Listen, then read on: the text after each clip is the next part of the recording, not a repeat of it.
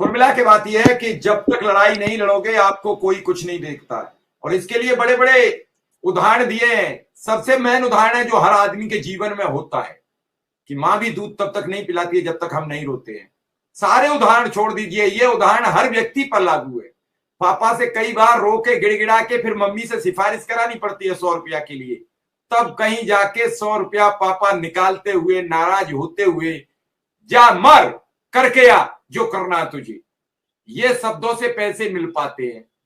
तो सरकार से निकालने में आप सोच रहे हो कि हम 200 लोग पहुंच गए और उधर से नियमितीकरण का आदेश लेकर चले आए, फिर आराम से रहिए, मस्त रहिए।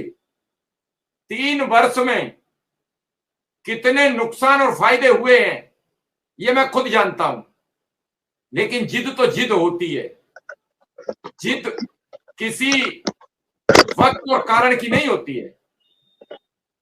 और ये आपको वादा करता हूं कि नियमितीकरण का भी लेटर मिलेगा।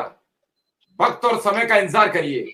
उमा देवी जी, सभी उपस्थित अग्रज भाइयों का प्रणाम बंदन, अनुज का आशीर्वाद। जितने भाई शिक्षा मित्र जुड़े हैं उनका भी आभार, जनमानस का आभार तो सदैव रहता है। आपकी सभा में मैं एक चीज मिश्रा भैया जरूर कहूंगी कि अब तक तो मैं भी उतर गई होती अनुदेशक भाइयों के साथ, लेकिन महज जो अभी अग्रज भाइयों ने जो एक संदेश दिया है कि सभी एक मंच पे आ जाएं। मेरे यहाँ भी उठापटक चल रही है, ग्रुपों में चल रही है, पर्सनली चल रही है। मैं यहाँ आपसे अपील भी करता हूँ और एक निर्देश भी देने की कोशिश कर रहा हूँ कि एक मंच पर नहीं आओगे तो अधिकार नहीं मिलेगा। एक जी, तो मैं भी की तरह पिरो दो अपने आप को। अगर एक हो गए, एक के साथ आप अपने बैनर पर जाइए, वो अपने बैनर पर जाए, लेकिन एक जगह जाओ, एक जगह आवाज दो, आवाज दो। हमें बुलंद होना चाहिए, एक जगह जाना चाहिए। अगर कोई जा रहा है कि हम चल रहे हैं, चलिए हम चल रहे हैं। वहां शिक्षा मित्र की बात होती है, वहां बैनर की बात नहीं होती है, वहां संगठन की बात नहीं होती है, वहां सिर्फ शिक्षा मित्र की बात होती है जो गांव में गिराव में बैठा गरीब आदमी सब्जी के लिए पैसे के लिए तरस रहा है, मजबूर होकर मरने की कगार पर खड़ा है, या तो फांसी का फंदा लगा लेता है या घर बच्चे भूख से तड़पते देखकर रोता है रात को। हमें उसकी चिंता है। नेता सब बिल्कुल आप सही, बिल्कुल आप कटु, हम उस बिल्कुल आप कटु जा रहा है, हमें उस अनुदेशक की चिंता है जो जमीन में धंसा जा रहा है, हमें चिंता उसके परिवार की है। बिल्कुल कटु सत्य आप कह रहे हैं मेरे भैया। हकीकत यही है जमीनी कि राशन वाले के यहाँ जाएंगे तो राशन नहीं मिलेगा।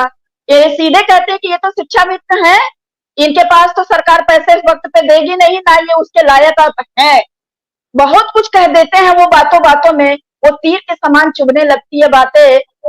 शासन के पास आप जाइए तो शासन भी समय से मानदेय देने को तैयार नहीं, और जो दे रहे हैं मानदेय उसको हम दवा में खर्च करें कि बच्चों की शिक्षा में खर्च करें कि बूढ़े माता पिता की सेवा में खर्च करें कि जो बचता है 4 मेहमानों की मेहमान नवाजी उसमें खर्च कर लें। विषम परिस्थितियों में शिक्षा मित्र परिवार या अनुदेशक भाई बहन तालमेल बैठाते बैठाते उनकी स्थिति चरमरा जाती है एकदम से। जब वक्त पे मानदेय नहीं आता है तो और मुसीबत खड़ी हो जाती है। किसी से 10 रुपया मांगने पे, मिश्रा भैया कटु सत्य सुन लीजिए, किसी भी भाई बहन से 10 रुपया मांगने से जो जानते हैं कि इन्हें मिलेगा नहीं, ये समय पे वापस नहीं करेंगे लोग, वो देना नहीं चाहते हैं, वो अपनी बात को अनसुना कर देते हैं। वो सोचते हैं कि ये कुछ आने से पहले कुछ मांग न दे, इसलिए इनको पहले ही नकार दीजिए।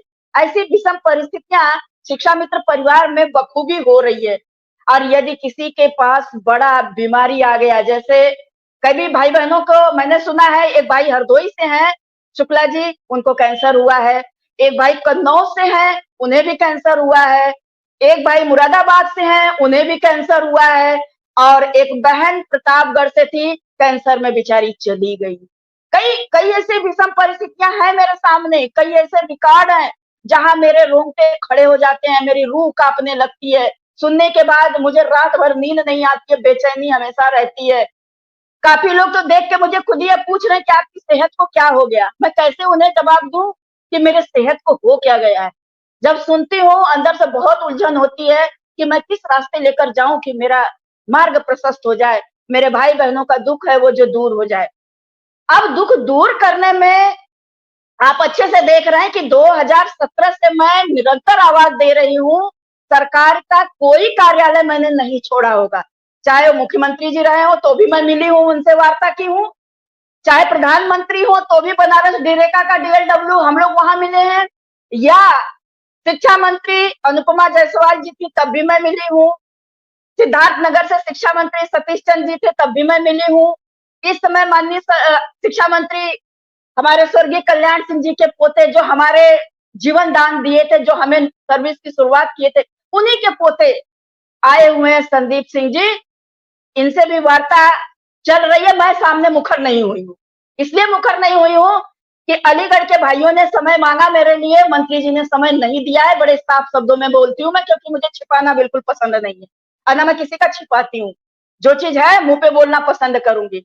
और तारकेश्वर भैया आपसे भी कहूंगी, मनोज भैया आपसे भी कहूंगी कि उसी शिक्षक भवन में जब मैं 2017 में लक्ष्मण मेला मैदान धरना लगाई, मैं भी शिक्षक भवन में रुकी थी, रात को 11 बजे यही अध्यक्ष थे दिनेश चंद्र शर्मा जी, इन्होंने रात को 11 बजे हम बहनों को बाहर कर दिया। साधन भी नहीं था मेरे भैया उस समय, हम लोग पैदल पैदल सारी बहनें फिर से लौट करके लक्ष्मण मेला मैदान आकर के हम लोग रुके, पूरी रात वहीं बिताए, फिर अगला कार्यक्रम आगे के हिसाब से हम लोग नियत किए, वहीं मैदान में ही रुकने लगे।